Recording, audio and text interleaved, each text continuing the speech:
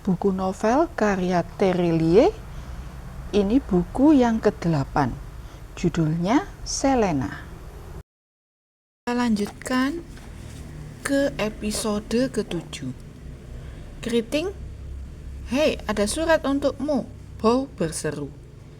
Aku yang sedang memperhatikan mesin-mesin cor menoleh. Baru saja dibawa kurir. Bow menyerahkan amplop digital. Kurir yang membawa surat berbentuk benda terbang kecil seperti drone. Benda itu bergerak meninggalkan lokasi konstruksi. Aku membuka amplop digital dengan sidik jariku. Kutarik keluar sepucuk surat dari dalamnya. Wajahku yang sejak pagi suram karena masalah konstruksi berubah seketika. "Yes," aku berseru pelan. "Ada apa, Keriting?" Bow mendekat ingin tahu. Aku menyeringai menunjuk ke depan. "Maksudku, lihatlah. Sudah sejak pagi kami berusaha membuat fondasi bangunan. Selalu ambles. Itu lebih mendesak diurus segera dibandingkan surat yang baru datang." "Ayolah, Keriting, itu surat apa?" Bow tetap ingin tahu. Aku tertawa, menggeleng. "Bukan urusan dia." Bow terlihat kesal. "Baiklah, Keriting. Kami sedang mengerjakan proyek pembangunan pembangkit listrik raksasa di distrik ANTPN, Kota Tisri. 3 tahun ini Paman Raf melakukan ekspansi perusahaan konstruksinya. Tidak hanya mengurusi lorong-lorong kereta bawah tanah, tapi juga mulai mengerjakan proyek bangunan, salah satunya pembangkit listrik ini. Selain mesin-mesin canggih, ada 20 pekerja konstruksi di lokasi ini. Aku tidak lagi bekerja sebagai pesuruh. Aku naik pangkat menjadi wakil mandor. Aki mandornya. Mesin-mesin cor terus menumpahkan material ke lubang fondasi. Bow kembali mengawasi zona kerjanya. "Sepertinya itu surat dari Akademi Bayangan, bukan?" Aki berdiri di sebelahku. Dia melepas helm lalu menyeka peluh di wajah. Aku mengangguk. "Kamu lulus?" "Heeh." "Selamat, Selena. Itu baru ujian yang pertama, Aki." "Tidak masalah, kamu akan melewati 2 ujian berikutnya." Aki tersenyum. Kali ini aku mengangguk. Aku tidak tahu persis seberapa besar peluangku diterima di ABTT. Aku tidak seyakin Aki. Setelah menimbang-nimbang, aku memutuskan mendaftar. Aki membesarkan hatiku dan berkata, "Tidak ada salahnya dicoba. Kata orang bijak, kita akan lebih menyesal jika tidak melakukan karena takut dibanding melakukan meskipun gagal." Aki benar, setidaknya aku bisa mencoba. Aku berangkat ke ABTT, memasukkan aplikasi. Petugas menyerahkan jadwal tes. Ada 3 tes yang harus kujalani. Yang pertama ujian tertulis, yang kedua ujian fisik dan stamina, dan terakhir ujian kekuatan kelan bulan. Aku sudah menyelesaikan ujian tertulis minggu lalu. Hasilnya baru saja kuterima. Dari ribuan pendaftar, namaku ada di peringkat 2. Ribuan lainnya tersingkir, termasuk kandidat yang datang dari sekolah-sekolah top. "Kapan ujian berikutnya?" "Besok." "Baik, jika demikian aku akan memberimu libur sehari besok." "Terima kasih, Aki." "Tidak perlu."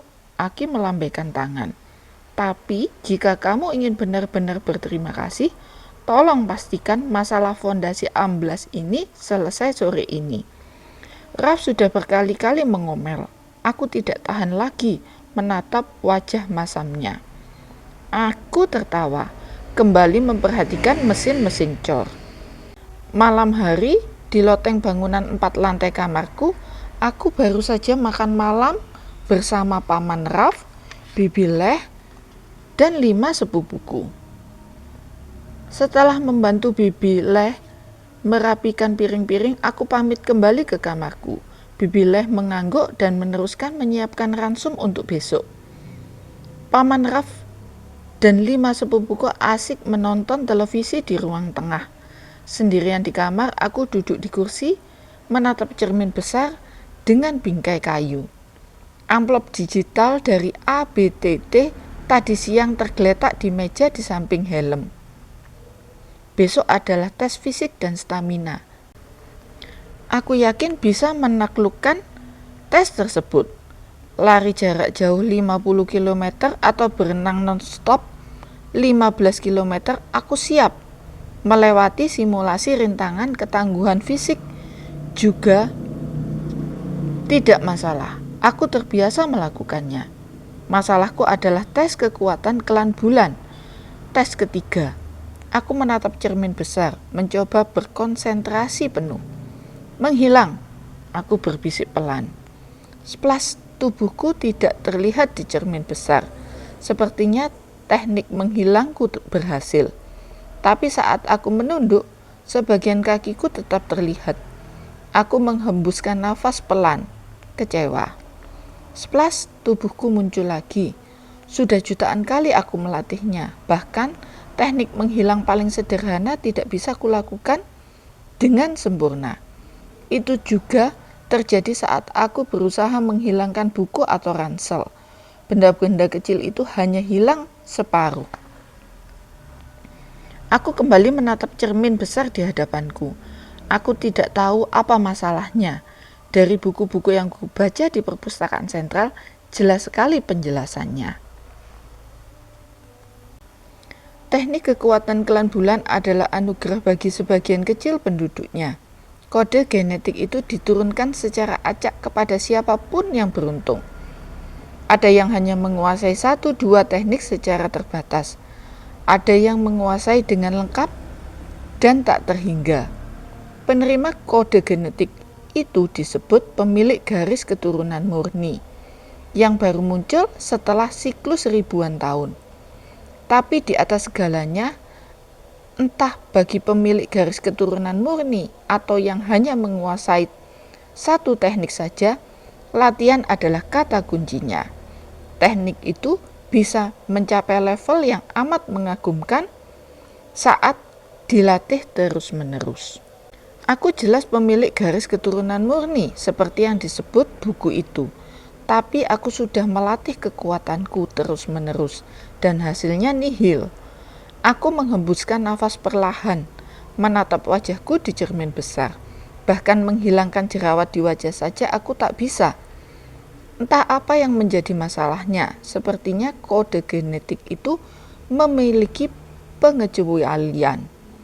Tubuhku seperti menolak dilatih. Aku ingin sekali sekolah di Akademi Bayangan. Itu cita-cita besarku. Aku bersedia melakukan apapun agar diterima di sana. Baiklah, sebaiknya aku segera tidur. Besok pagi-pagi aku harus bangun. Tes kedua telah menunggu. Hei keriting, ada surat untukmu. Bow berseru. Aku yang sedang berkutat dengan fondasi bangunan menoleh. Aku menyeka peluh di dahi. Seragamku kotor oleh lumpur juga wajahku. Hampir 2 jam aku memeriksa apa yang salah dengan desain fondasi. Aku juga memeriksa tekstur tanah, mencari tahu kenapa fondasi terus amblas. Baru saja dibawa kurir, Bow menyerahkan amplop digital. Kurir bergerak meninggalkan lokasi konstruksi. Aku membuka amplop digital dengan sidik jariku. Kutarik keluar sepucuk kertas di dalamnya. Membuka isi surat itu, aku tersenyum lebar. Ada apa keriting? Bow memperhatikanku ingin tahu. Aku menggeleng, tidak menjawab. Ayolah, itu surat apa? Surat yang sama seperti seminggu lalu. Aku menunjuk fondasi bangunan. Aku tahu urusan pekerjaan lebih mendesak. Bow menyeringai jengkel. Dia melambaikan tangan, kembali ke pos kerjanya. Itu surat dari Akademi Bayangan, pemberitahuan bahwa aku lulus tes kedua. Aku meraih peringkat 3 dalam ujian fisik dan ketahanan stamina yang dilakukan minggu lalu. Surat itu sekaligus memberitahukan bahwa tes ketiga sekaligus tes terakhir akan dilaksanakan besok. Malam hari, loteng bangunan 4 lantai kamarku. Aku lamat-lamat menatap cermin besar. Apa yang akan kulakukan besok? Jangan cemaskan soal itu, Selena. Mungkin saja teknik yang dikuasai kandidat lain tidak sebagus teknikmu. Tadi sore di dalam kapsul terbang, Aki menyemangatiku. Atau boleh jadi peserta yang lulus adalah hasil rata-rata dari 3 tes.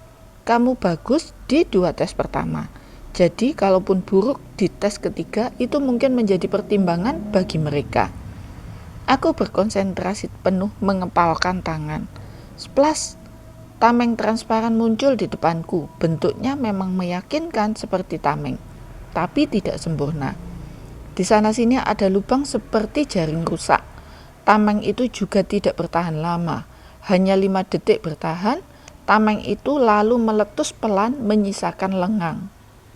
Aku kembali lamat-lamat menatap cermin besar. Aku bersedia melakukan apa saja agar bisa diterima di Akademi Bayangan Tingkat Tinggi.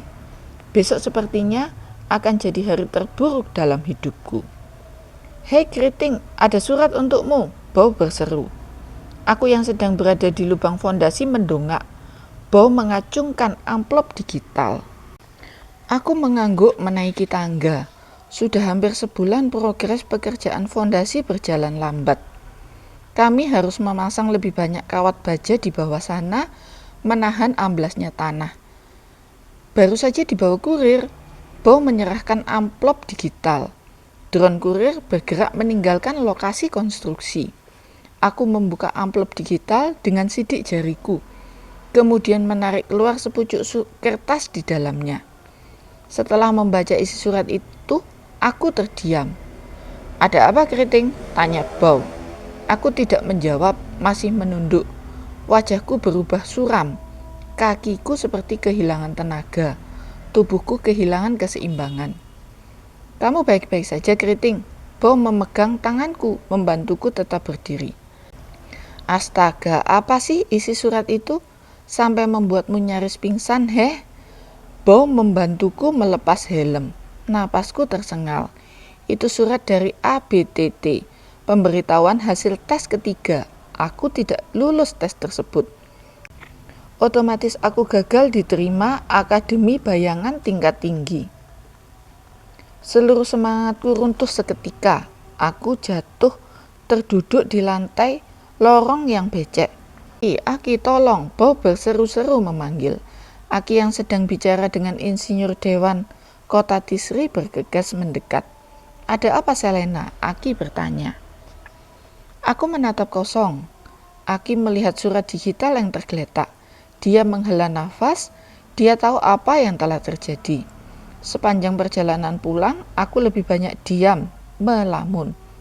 Juga saat makan malam bersama Paman Raf, Bibileh dan 5 sepupuku. Kamu sakit, Selena? Bibileh bertanya lembut. Aku menggeleng, fisikku sehat. Kamu sama sekali tidak menyentuh makananmu, Bibileh mulai cemas. Selena mungkin kelelahan, Am menjawab sekenanya. Mungkin dia sedang patah hati. Biasanya orang yang sedang patah hati tidak selera makan. Yang selalu riang ikut menjawab. Kelima sepupuku tertawa. Bibileh mengizinkanku meninggalkan meja makan lebih cepat. Aku bilang aku hendak tidur lebih awal. Tapi di kamar aku tidak bisa tidur. Aku menatap lamat-lamat surat dari ABTT. Aku duduk di kursi menghadap cermin besar. Tes ketiga seminggu lalu memang berjalan buruk. Dari setiap demonstrasi kekuatan Kelan Bulan, aku gagal semuanya. Ada beberapa dosen ABTT yang mengujiku, juga mahasiswa senior. Saat kandidat lain menunjukkan tameng transparan yang kokoh, yang tidak hancur meski dihantam pukulan berdentum para penguji, tameng transparanku meletus bahkan sebelum penguji memeriksanya. Saat kandidat lain memamerkan teknik menghilang yang sempurna, kakiku justru tertinggal separuh, membuat ruangan ramai oleh gelak tawa. Apalagi saat teknik pukulan berdentum. Lebih kacau lagi, persis suara kentut gajah. Aku tahu aku pasti gagal, tapi saat menerima surat pemberitahuan resminya tadi siang, rasa kecewa itu baru terasa lebih mendalam. Menyesakkan, ini lebih menyakitkan dibanding saat ayah dan ibu pergi. Dulu aku masih kanak-kanak, tidak mengerti banyak hal. Sekarang aku paham seutuhnya hakikat kehilangan atau kegagalan. Aku telah gagal total hanya karena sejak kecil aku tidak menangis. Maka kali ini aku berusaha tidak menangis.